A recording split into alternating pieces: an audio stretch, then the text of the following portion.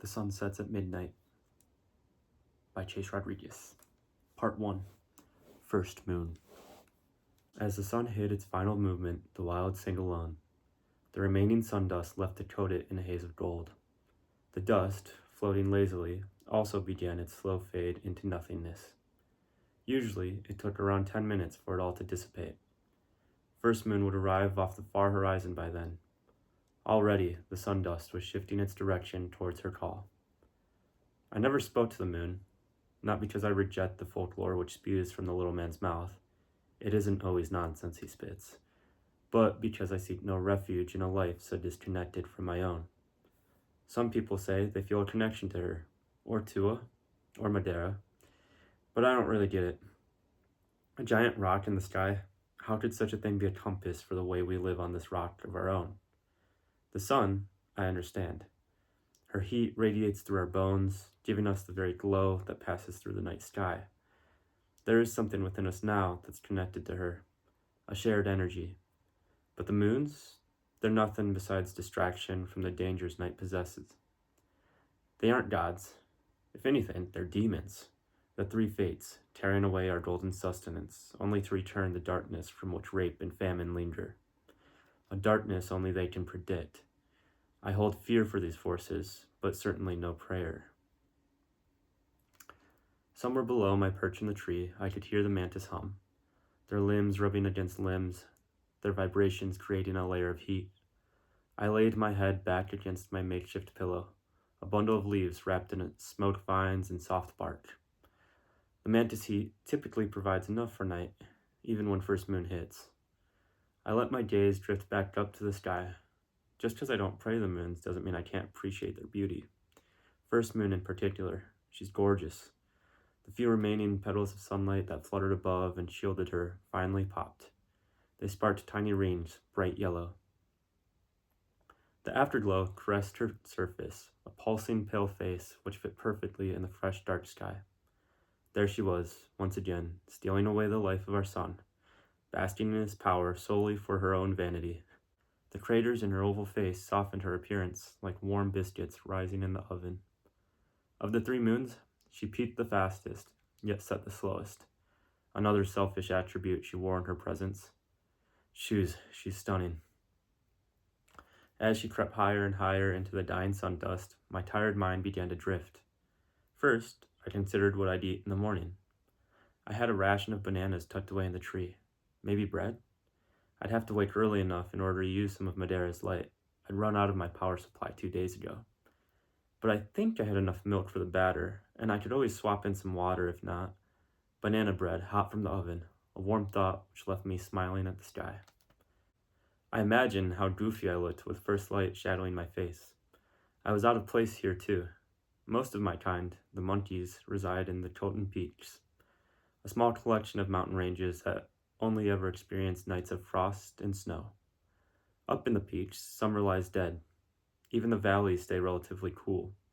For whatever reasons now, however, it didn't seem too different. The cold continued to set in. It was beginning to outweigh the radiating mantises beneath me. My butt was getting cold. This was the second thing which came to my mind, though I tried to ignore it as I usually did nights prior. I allowed my consciousness to flow freely, images of memory flashing bright, ephemeral color. And so came my third thought, that of the girl I saw in the clouds 2 days ago, after I had just run out of Madeira's beam. A strange image, really. How was this the first time I was recalling it? And now I can't even remember what she'd been flying on. A bat? No, it couldn't have been a frog, right? My butt was still cold. This was my fourth thought. First moon is always coldest, another one of the vexes she places on our reality.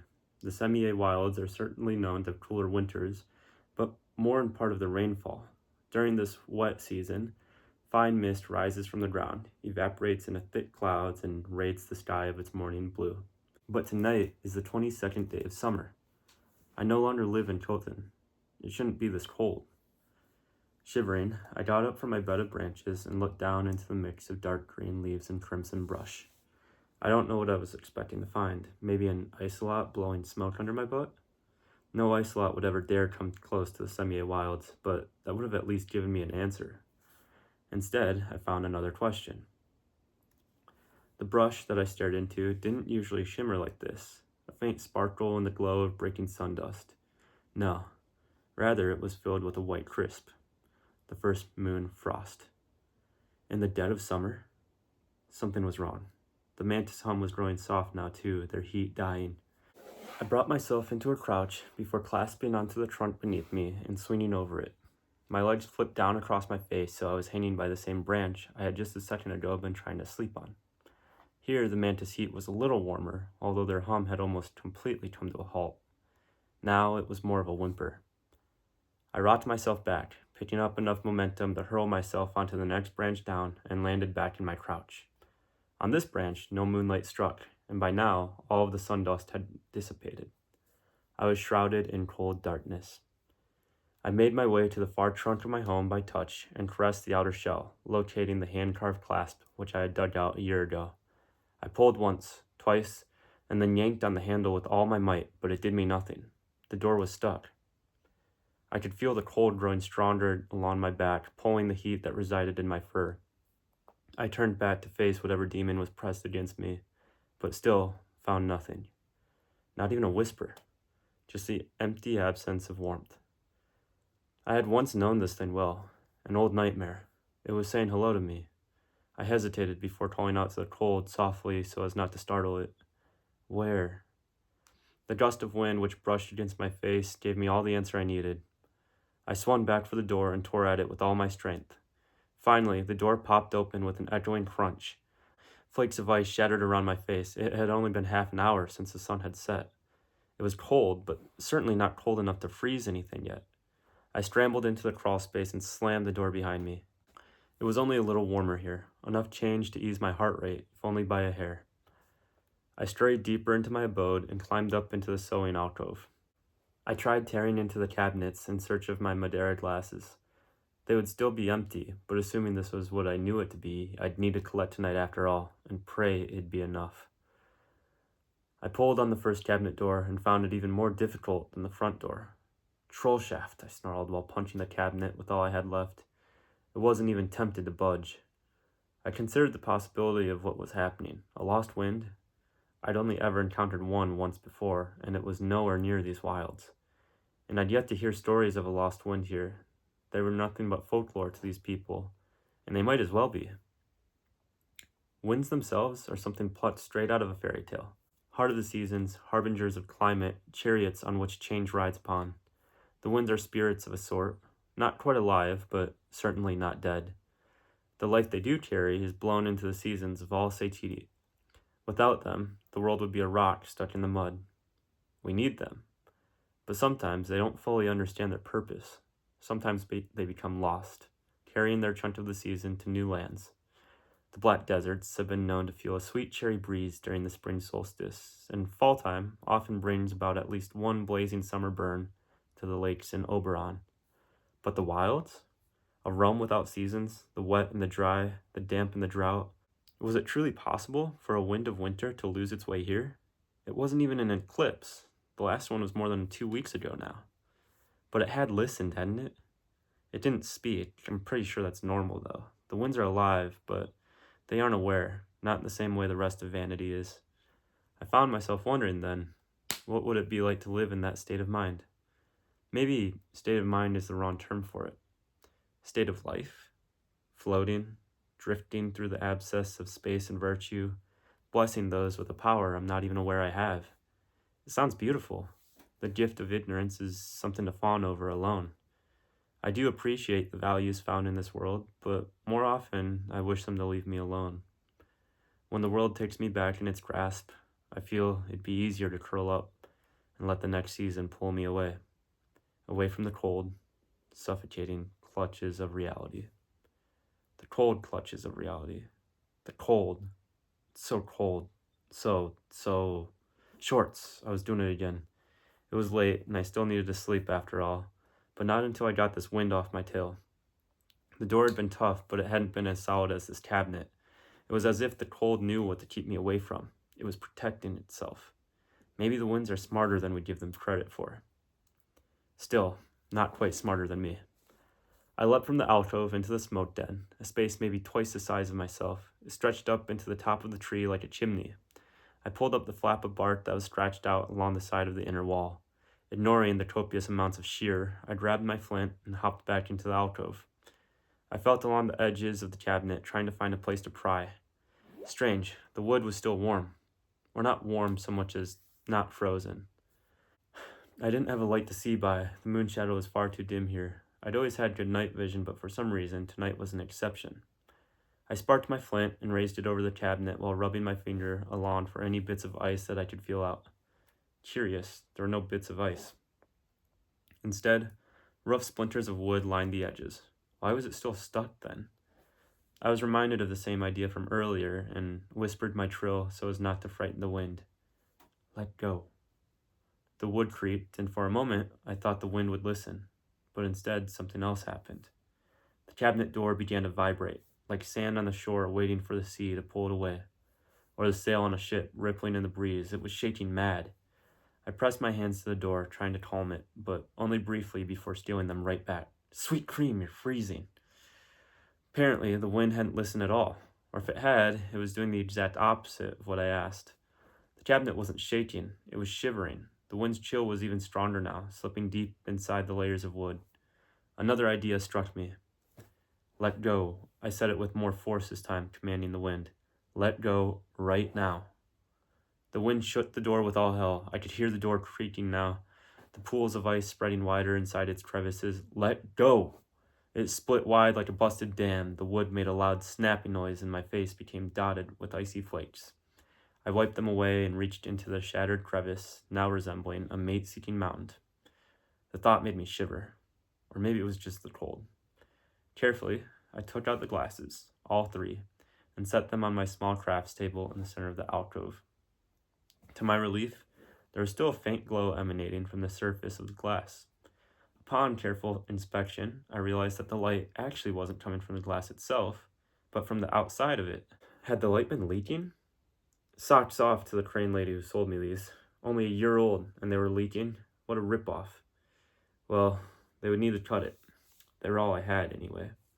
I snatched up the glasses, one in my left, one in my mouth, and the last with my tail. I made a dash for the door, hoping it hadn't taken this time to freeze over as well. At most, it had only been 10 minutes, but when I returned, I found my fears had come true. I pushed and pushed, but there wasn't a hint of it budging. Shorts. I briefly considered commanding the wind again before thinking better of it. The nightmare flashed in my mind again. This wind was already stronger than the one I'd seen. In the absolute worst of cases, I'd need cover here. I couldn't afford a broken door. I turned on my tail, careful not to slam it against the wall, and shot back into the smoke den. After setting the glass in my hand down, I pressed against the walls and made my ascent for the treetops. 2 glasses should be enough, but I could always come back for the other one if I needed it. The walls were ice cold, and they bit at my hands as I scooted up into the tall branches. It only took me a couple of seconds to make it to the top, but already my hands felt like rocks, numb to the senses. Outside, I could feel the cold breeze being riled in by the thick mast of branches. The wind howled from below me and threatened to bring my tree down as it shook uneasily. I clasped the lip of the trunk and pulled myself all the way out in one swift motion. A mistake. Part of me must have forgotten how frozen the wood had become because I pulled too hard. Way too hard. The entire side of the hollow snapped under my weight and caved in under me. I scampered to the other side, heavily overcompensating, and snapped the other side just like that. Clenching my jaw, I balanced my weight on both hands and pushed myself up in a dipping motion, driving the 2 sides of the hollow straight down. They met in the center, the pressure keeping them from breaking more. Any extra weight and they were sure to collapse. I kept my weight on the 2 remaining sides of the trunk, careful not to shift. Crack! I tasted the blood before anything else, and then I felt it. Dripping down my chin, I choked and spit out into the dark, clearing my mouth of the glass that I had just bitten clean in half. I watched as the little shards danced in the sky and lost the remainder of their light, back up into the night where I assumed the moon was taking it. What I experienced from the glass was unlike any pain I knew. For a split second, it stung badly, as if I had been chomped by a mantis, and there were tiny bolts of electricity coursing inside my mouth, twitching around rapidly.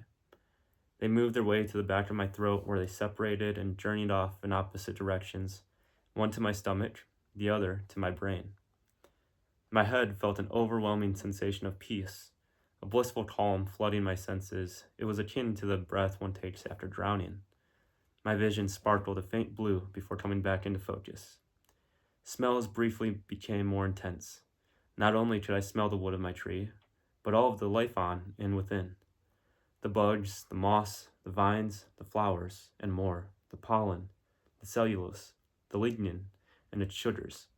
All of the fatty acids and oils hit my sinuses at once. I nearly threw up from the stench alone, before shifting my focus to what had moved down to my stomach. There, in my belly, I felt something growing. The low tempered voltage moved about slowly, vibrating, massaging. This phenomenon only lasted a few seconds before fading into nothing. Finally, the pain subsided and dispersed through the rest of my body. My stomach eased, I exhaled, and then it growled. No, it screamed. Something like a bird ripped itself out of my stomach and cried up at the moon, though it cried not in agony. The still air was filled with longing, my longing, a yearning, a craving. But for what? What was it that would settle my hunger? Before I could come to a conclusion, reality struck me hard, and the electric pain took a back seat.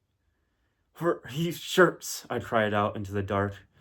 This pain was bearable, but in a matter of seconds, I had just lost 2 of the 3 weapons I had against the wind. There was clearly no going back into the den now, and here I was, naked to the conditions.